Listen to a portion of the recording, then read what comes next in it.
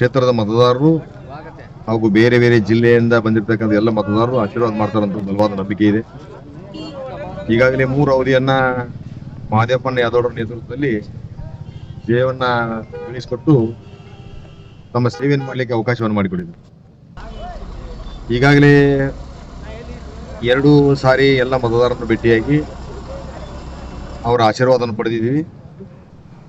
ನಾಳೆ 8ನೇ ತಾರೀಕಿಗೆ ballot paper ready ಆದ ನಂತರ ಎಲ್ಲ ಮತದಾರರ ಮನೆಗೆ ಹೋಗಿ ಆಶೀರ್ವಾದ ಪಡೀತಿರ್ತಕ್ಕಂಥ ಒಂದು ಕಾರ್ಯಕ್ರಮವನ್ನು ಮಾಡ್ತಾ ಇದ್ದೀವಿ.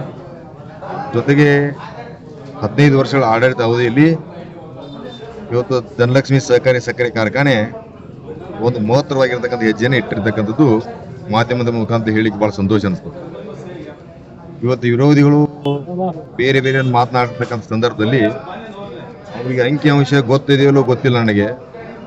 ಆದ್ರೆ ಆಡಳಿತವನ್ನು ಕೊಡ್ತಿರ್ತಕ್ಕಂಥ ಅವಧಿಯಲ್ಲಿ ನಾವು ಈಗಾಗಲೇ 25 ವರ್ಷ ವೋಟ್ ಆಧಾರದ ಮೇಲೆ ಕೊಟ್ಟು ಕಾರ್ಖಾನೆ ಅವತ್ತು ಸನ್ಮಾನ್ಯ ಶ್ರೀ ಬಿ ರೆಡ್ಡಿ ಅವರು ಮತ್ತು ಮಹದೇವಪ್ಪನ ಯಾದವಾಡ್ ಅವರು ಈ ಕಾರ್ಖಾನೆಗೆ 2 ಕಣ್ಣಿಗೆ ಹೇಳಿದ್ದಂತೆ ಅಂತ ನಾನು ಪ್ರತಿ ಸಲ ಹೇಳ್ತಾ ಇದ್ದೀನಿ. ಅವರ ಪುತ್ಥಳಿಯನ್ನು ಅನಾವರಣ ಮಾಡಿರ್ತಕ್ಕಂಥ ಸಂದರ್ಭದಲ್ಲಿ ಅದನ್ನು ಮಹದೇವಪ್ಪನ ಯಾದವಾಡ್ ಅವರು ಮಾಡಿದರು. ಈ ಕಾರ್ಖಾನೆಗೆ ಲೀಸ್ ಕೊಡಿಸಿರ್ತಕ್ಕಂಥ ವ್ಯವಸ್ಥೆಯನ್ನು ಸಹಿತ ಮಹದೇವಪ್ಪನ ಯಾದವಾಡ್ ಅವರು ಮಾಡಿದರು.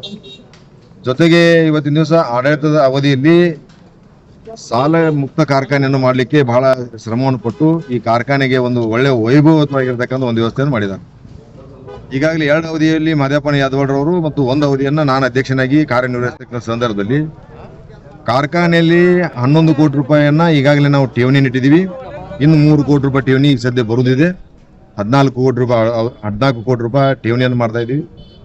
ಜೊತೆಗೆ ಪಂಚಮಿ ನಿಮಿತ್ತವಾಗಿ ಇಡೀ ರಾಮದುರ್ಗ ತಾಲೂಕು ಅಷ್ಟೇ ಅಲ್ಲ, ಬೆಳಗಾವಿ ಜಿಲ್ಲೆ ಅಷ್ಟೇ ಅಲ್ಲ, ಕರ್ನಾಟಕ ರಾಜ್ಯದ ಇತಿಹಾಸದಲ್ಲಿ ಮತ್ತು ಭಾರತ ದೇಶದ ಇತಿಹಾಸದಲ್ಲಿ 1 ಕ್ವಿಂಟಲ್ ಸಕ್ಕರೆ ಕೊಡ್ತಿರ್ತಕ್ಕಂಥ ಹೆಗ್ಗಳಿಕೆ ಕಾರ್ಖಾನೆ ಧನಲಕ್ಷ್ಮಿ ಸಹಕಾರಿ ಸಕ್ಕರೆ ಕಾರ್ಖಾನೆ ಬಿಟ್ಟರೆ ಇನ್ನೊಂದು ಯಾವ ಕಾರ್ಖಾನೆ ಇಲ್ಲ ಅಂತ ಬಹಳ ಹೆಮ್ಮೆ. ಇದ್ರ ಜೊತೆಗೆ ಇವತ್ತಿನ ದಿವಸ ಇದರ ಮೇಲೆ ಯಾರ ಕಣ್ಣು ಬಿದ್ದೋ ಗೊತ್ತಿಲ್ಲ ನನಗೆ, ನಾನು ಹೇಳಿಕ್ಕೆ ಹೋಗೋದಿಲ್ಲ. ವೈಯಕ್ತಿಕವಾಗಿ ಮನಸ್ಸಿಗೆ ಬಹಳ ನಾನು ನೋವನ್ನ ಹೇಳಲಿಕ್ಕೆ ಇಷ್ಟಪಡ್ತಾ ಇದ್ದೀನಿ. ಇದು ಕಾರ್ಖಾನೆ ಚುನಾವಣೆ ನಡೀಬಾರದಂತ ನಾನು ಆಸೆ ಪಟ್ಟಿದ್ದೆ. ಕಾರ್ಖಾನೆ ಚುನಾವಣೆ ನಡೀತಿದ್ದಂದ್ರೆ ಇದಕ್ಕೆ ಷಡ್ಯಂತ್ರ ಇದೆ. ಅದಕ್ಕೆ ದಯವಿಟ್ಟು ಬರ್ತಿರ್ತಕ್ಕಂಥ ದಿನಮಾನಗಳಲ್ಲಿ ತಾವೆಲ್ಲ ನೋಡ್ತಾ ಇದ್ದೀವಿ.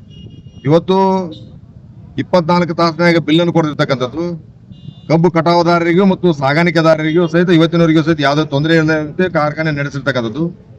ನಮ್ಮ ತಾಲೂಕಿನಲ್ಲಿ 28,000 ಟನ್ ಇದನ್ನ ಕಬ್ಬನ್ನು 28 ಲಕ್ಷ ಟನ್ ಕಬ್ಬು ಅದ. ಅದರಲ್ಲಿ ಪ್ರತಿ ವರ್ಷ ನಾವು 5.5 ರಿಂದ 6 ಲಕ್ಷ ಟನ್ ನಾವು ನುಡಿಸ್ತಾ ಇದೀವಿ. ಜೊತೆಗೆ ಸಣ್ಣ ಕಾರ್ಖಾನೆ ಆದರೂ ಇದ್ರೂ ಸಹಿತ ಅದನ್ನ 2,500 ರಿಂದ 5,000ಗೆ ಒಯ್ದಿರ್ತಕ್ಕಂಥ ಹೆಗ್ಗಳಿಕೆ ಮಹದೇವಪ್ಪನ ಯಾದವ್ ಅವ್ರನ್ನ ಬಿಟ್ಟು ಬೇರೆ ಇಲ್ಲ ಅಂತ ಹೇಳಿಕ್ಕೆ ಇಷ್ಟಪಡ್ತೀವಿ. ಜೊತೆಗೆ ವಿರೋಧಿಗಳಿಗೆ ನಾನು ಇವತ್ತು ಹೇಳ್ತಾ ಇದ್ದೀನಿ, ಕಾರ್ಖಾನೆ ಬಗ್ಗೆ ಏನಾದರೂ ಮಾಹಿತಿಯನ್ನ ಸಂಗ್ರಹಣೆ ಮಾಡಿ ಮಾತನಾಡಕ್ಕನ್ನ ಇಷ್ಟಪಡ್ರಿ. ಯಾವುದೇ ಒಂದು ಕುಟುಂಬದ ಬಗ್ಗೆ ಆಗ್ಲಿ ನಮ್ಮ ವೈಯಕ್ತಿಕ ಮಾತನಾಡ್ತಿರ್ತಕ್ಕಂಥದ್ದು ನೋಡಿದಾಗ ನನಗೆ ಮನಸ್ಸಿಗೆ ನೋವಾಗ್ತದೆ. ಯಾಕಂದ್ರೆ ನಾನು ಕಾರ್ಖಾನೆ ಅಧ್ಯಕ್ಷನಾಗಿ ಇವತ್ತಿನವ್ರಿಗೆ ಹೇಳ್ತಿರ್ತಕ್ಕಂಥದ್ದು ಅದರಲ್ಲಿ 1 ರೂಪಾಯಿನೂ ಸಹಿತ ಗೊಡಚೂರು ಭದ್ರೇಶ್ವರ ಸಾಕ್ಷಿಯಾಗಿ, ಕರಿಯಮ್ಮನ ಸಾಕ್ಷಿಯಾಗಿ, ಸುಣ್ಣಾಳ ಹನುಮಂತಿಯವರ ಸಾಕ್ಷಿಯಾಗಿ ಅದರೊಳಗೆ ನಾವು ಏನಾದ್ರು ಲೋಪದೋಷವನ್ನು ಮಾಡಿದ್ರೆ ತತ್ಕ್ಷಣವೇ ರಾಜಕೀಯದಿಂದ ಧನಲಕ್ಷ್ಮಿ ಸಹಕಾರಿ ಸಕ್ಕರೆ ಕಾರ್ಖಾನೆ ಅಷ್ಟೇ ಅಲ್ಲ, ನಾನು ರಾಜಕೀಯದಿಂದ ನಿವೃತ್ತಿ ಹೊಂತೀನಿ. ಯಾಕಂದ್ರೆ ಈ ಕಾರ್ಖಾನೆ ಇರ್ತಕ್ಕಂಥ ಎಲ್ಲ ಷೇರುದಾರ ಮಹಾಪ್ರಭುಗಳು ಈ ಕಾರ್ಖಾನೆಗೆ ಕೊಟ್ಟಿರ್ತಕ್ಕಂಥ ಷೇರನ್ನ ನೋಡಿದಾಗ ಅವತ್ತಿನ ದಿನಮಾನಗಳಲ್ಲಿ ಒಂದು ಷೇರನ್ನ ಒಂದು ಕೂಲಿ ಹೊಲ ಬರೆದಿತ್ತು. ಅಂತ ಕಷ್ಟ ಕಾಲದಲ್ಲಿ ಕಾರ್ಖಾನೆಗೆ ಅಭಿವೃದ್ಧಿಗೋಸ್ಕರವಾಗಿರ್ತಕ್ಕಂಥ ಷೇರುದಾರ ಮಹಾಪ್ರಭುಗಳು ಇವತ್ತಿನ ದಿವಸ ಆ ಕಾರ್ಖಾನೆಗೆ ಷೇರುದಾನ ಮಾಡಿದ್ದಾರೆ. ಆ ಷೇರುದಾರಿಗೆ ಮೋಸವನ್ನು ಮಾಡಿದ್ರು. ಅದಕ್ಕೆ ಅವರಿಗೆ ಕಾನೂನು ಅರಿವು ಇಲ್ಲ ಅಂತ ಮಾತನಾಡ್ತಿರ್ತಾರೆ. ಯಾಕಂದ್ರೆ ಇವತ್ತು ಕಾನೂನು ಅಡಿಯೊಳಗೆ ಏನಪ್ಪಾ ಅಂದ್ರೆ 3 ಜನರಲ್ ಬೋರ್ಡ್ ಮೀಟಿಂಗ್ ಗಳಿಗೆ ಹಾಜರಾಗ್ತಿರ್ತಕ್ಕಂಥವ್ರನ್ನ ಒಳಪಡಿಸಬೇಕು ಅನ್ನೋದು. ಈ ಸಾಲ 9,000 ಚಿಲ್ಲರ ಸದಸ್ಯರಿದ್ದಾರೆ. ಆದ್ರೆ ಮಹದೇವಪ್ಪನ ಯಾದವಾಡ್ ಅವರು ಯಾರ ಮಾದಿ ಕಿವಿ ಹೊರದೆ ಬರ್ತಿರ್ತಕ್ಕಂಥ ಎಲ್ಲ ಸರ್ವ ಸದಸ್ಯರಿಗೂ ಸಹಿತ ಅವಕಾಶವನ್ನು ಕೊಟ್ಟಿರ್ತಕ್ಕಂಥದ್ದು. ಎಲ್ಲ ಸದಸ್ಯರು ಮತದಾನ ಮಾಡಬೇಕು. ಜೊತೆಗೆ ಬರ್ತಿರ್ತಕ್ಕಂಥ ದಿನಮಾನಗಳಲ್ಲಿ ನಾಳೆ 14ನೇ ತಾರೀಕಿಗೆ ಅವ್ರ ಆಶೀರ್ವಾದವನ್ನು ಪಡೆದು ಮತ್ತೊಮ್ಮೆ ಅಧಿಕಾರ ಚುಕ್ಕಾಣಿಯನ್ನ 100ಕ್ಕೆ 100ರಷ್ಟು ನಮ್ಮ ಪ್ಯಾನೆಲ್ ಬರ್ತದೆ.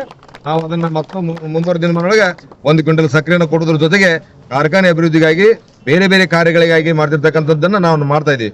ಅದರ ಜೊತೆಗೆ ಇವತ್ತು ವಿರೋಧಿಗಳಿಗೆ ನಾವು ಒಂದು ಕಿವಿಮಾತು ಹೇಳ್ತಾ ಇದ್ದೀನಿ, ನಿಮಗೆ ಕಾರ್ಖಾನೆ ಬಗ್ಗೆ ಇಂಚಿಂಚು ಮಾಹಿತಿ ಇದ್ರೆ ಅದನ್ನ ಮಾತನಾಡ್ರಿ. ಅದನ್ನು ಬಿಟ್ಟು ಬೇರೆ ಕುಟುಂಬದ ಬಗ್ಗೆ ಆಗ್ಲಿ ಇದನ್ನ ಬಗ್ಗೆ ಆಗ್ಲಿ ಮಾತಾಡ್ತಿರ್ತಕ್ಕಂಥದ್ದು ನಾವು ನೋಡಿದಾಗ ಮನಸ್ಸಿಗೆ ನೋವಾಗ್ತದೆ. ಈ ಚುನಾವಣೆ ಮುಗಿದ ನಂತರ ಯಾರು ಮಾತಾಡಿದಾರಲ್ಲ ಅವ್ರನ್ನ ತಕ್ಕ ಉತ್ತರ ಕೊಡ್ತೇನೆ. ಧನ್ಯವಾದ. 15 ವರ್ಷ ಬೇಡ. ನಾ 2004 ಸಂದರ್ಭದೊಳಗೆ ಲೀಸ್ ಕೊಟ್ಟವನು ಯಾರು? ಮಹದೇವಪ್ಪ ಯಾದವಾಡ್. ಈ ತಾಲೂಕಿನ ಮತದಾರ ಪ್ರಭುಗಳು ಆರಿಸಿ ಕಳಿಸ್ಲಿಕ್ಕೆ ಅಂತಂದ್ರೆ ಸಕ್ಕರೆ ಕಾರ್ಖಾನೆ ಹಾಕಿದ್ದಿಲ್ಲ.